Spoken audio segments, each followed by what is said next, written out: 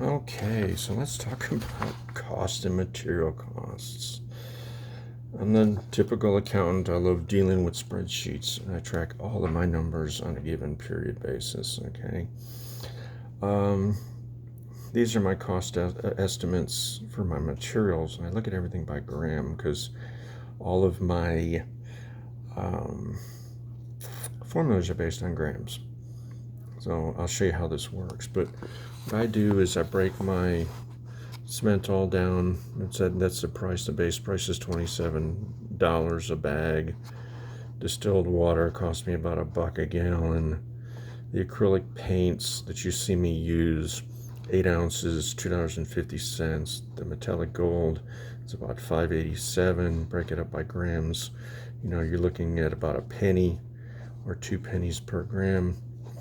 Direct colored pigments, I look at the greens and the blues, different than the browns and the tans, because as you guys know, they are extremely different in prices. I mean, the prices are extremely different. So I break those and look at those by gram, because you figure your greens and your blues cost you about 11 cents per gram that you're using for your candle vessels, and the browns and the tans cost about 3 cents a gram. I use some other dry pigments. Cost me about $16 per pound, so it cost me about 3 cents. My titanium dioxide, I use this Pantai, cost me about $16, so it cost me about 3 cents per gram. The sealers, I use 2 different types of sealers. Yes, I do Eco Advance, and yes, I do polyacrylic, especially the polyacrylic is on the soap dishes and stuff. So this gives me a price per gram, and you'll see how these work in, because my formulas are all based on grams, and the formulas tell me exactly what my material cost is going to be. And these are just inputs. These are calculated fields over here. They just do it itself. So if I use my standard candle vessel using the Amazon mold, okay, I know this looks bad. This looks very busy. I convert everything into grams. So we have the Simmental. That's my 280 grams of Simmental that basically cost me 3 cents. Okay, my cost per vessel is 3 cents. Wait, no, it's 30. 30, yeah, right. It's 30 cents. My water is about 2 cents. Okay, I just did this one for where my normal black and gold acrylics. So you see I used 3 grams of black, 3 grams of gold. My cost per about 3 cents and 7 cents. So my total cost per candle vessel for materials, that's just the cement, all the water, and the paint, is 43 cents. This is, and then you figure overhead, you factor overhead, but my overhead is extremely low. So you can probably figure about what my cost is. Even if you overlay the overhead on it, my cost is extremely low. And I have some formulas over here that if I'm using this, it picks it up. If I'm not using it, it's not going to pick it up. This just, so when I'm figuring out a cost per, like, if I'm going to make a bunch of blue candle vessels, the cement all in the water is not going to change. I'll just change am I using acrylics to nose, and if I'm using, say I'm making that cobalt blue vessel, I'll put a Y here, and it automatically picks it up.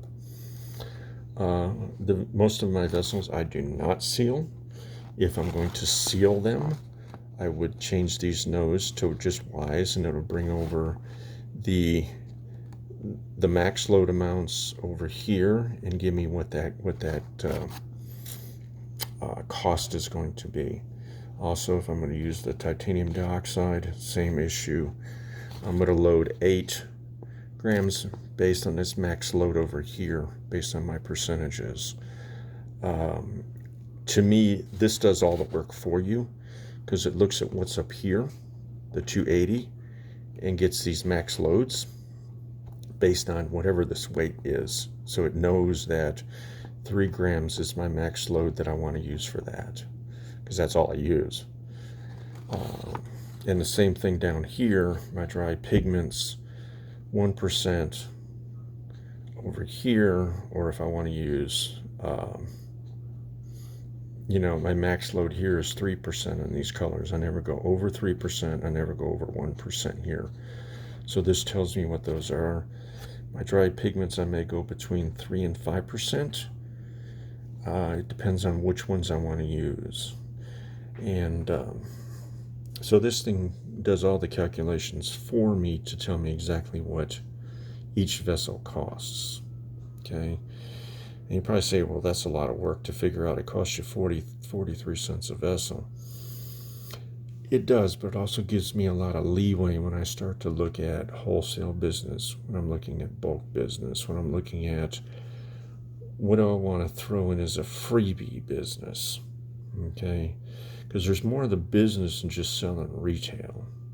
Okay. I mean, I've been in business for 40 some years. Business is not just retail. There's a lot of other stuff out there. That's why I say you got to look at the deals. So based on what you have here, my numbers are going to be pretty self-evident. I also have a cheat sheet that sits in a binder above my thing that gives me all of my formulas. Okay, gives me all of my formulas here. Let's do it this way. So it gives me all of my formulas for all of my products. So if I need to know if I'm making incense trays and there's rectangle ones, I don't have to go find my little cards. I can say the rectangles are 320 and I need 84 grams of water. So the idea is having everything here, and I know it's kind of small, but I don't mind looking at numbers this small.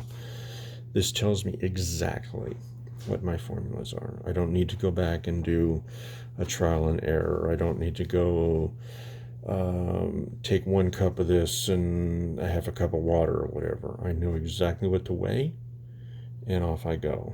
So it saves me a lot of time. It saves me a lot of money at that point. That's what all this work is to do. It saves me money in the end, because you can look and say, the big blue vase that I make is 1,560 grams of simmental and 400 grams of water, plus the colors. And I have all the colors just running across the page here, because I have max loads for Supra. The water that I would use per Supra, because that's with it. If I'm doing the waste per period, how much can be attributable to each of those things? It's less than a penny on most of them. So it basically makes it so I know exactly what I'm doing per month. But I would look at your stuff, write it all down, and figure, okay, keep track of what you're doing, because it all comes down to making money in the end. And if you're not tracking what you're doing, you may think you're making money, but you may not be making money. Okay? We know exactly what we're doing on a given period, on a given week, so we know what we're making.